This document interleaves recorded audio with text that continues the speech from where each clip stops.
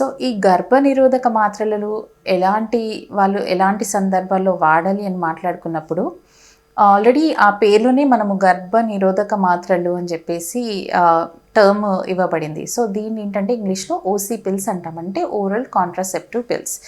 దీంట్లో ఏంటంటే hormones, estrogen progesterone హార్మోన్ని దాంట్లో కొన్ని డోసెస్లో పెట్టి ఈ పిల్స్ అనేవి తయారు చేయబడతాయి. సో ఇవి మెయిన్గా ఏంటంటే ఈ కాంట్రాసెప్టివ్ పిల్స్ అనేది ప్రెగ్నెన్సీ అవాయిడ్ చేయడానికి గర్భనిరోధక మాత్రలాగా ఉపయోగపడతాయి. ఇదే కాకుండా వాటికి ఇతరత అడ్వాంటేజెస్ కూడా ఉన్నాయి. ఇదే ఇర్రెగ్యులర్ సైకిల్స్ ఉన్న వాళ్ళు, కామన్గా మనం ఈ మధ్య కాలంలో చూస్తున్నాం ఇర్రెగ్యులర్ పీరియడ్స్ సమస్య అనేది చాలా కామన్గా ఉంటుంది. దానికి మెయిన్గా పీసీఓడి ప్రాబ్లం అనేది మనం చాలా కామన్గా చూస్తున్నాం. సో ఈ పీసీఓడి సమస్య, పాలిసిస్టిక్ ఓవరీస్ డిజీజ్ వల్ల ఇర్రెగ్యులర్ పీరియడ్స్ ఉన్న వాళ్ళు కూడా మనము ఈ ఓసీ పిల్స్ వాడడం అనేది జరుగుతూ ఉంటుంది.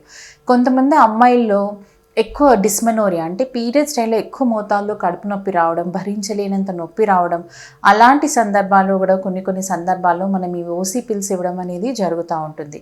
ఇదే కాకుండా ఇతరత కండిషన్స్లో లైక్ ఎండోమెట్రియోసిస్ కానీ, ఫైబ్రాయిడ్స్ ఉన్నా కానీ, గడ్డలు అంటే గర్భసంచిలో గడ్డలు ఉన్నా కానీ, కొన్ని సందర్భాల్లో infertility, assisted reproductive technology, infertility issues ఉన్న వాళ్ళు కొన్ని సందర్భాల్లో ఈ పిల్స్ ఇవ్వడం అనేది జరుగుతుంది. సో మెయిన్గా ఏంటంటే ఈ ఇర్రెగ్యులర్ పీరియడ్స్ ఉన్న వాళ్ళకు ఈ పిల్స్ వాడడం వల్ల పీరియడ్స్ అనేది రెగ్యులరైజ్ అవ్వడం అనేది జరుగుతుంది.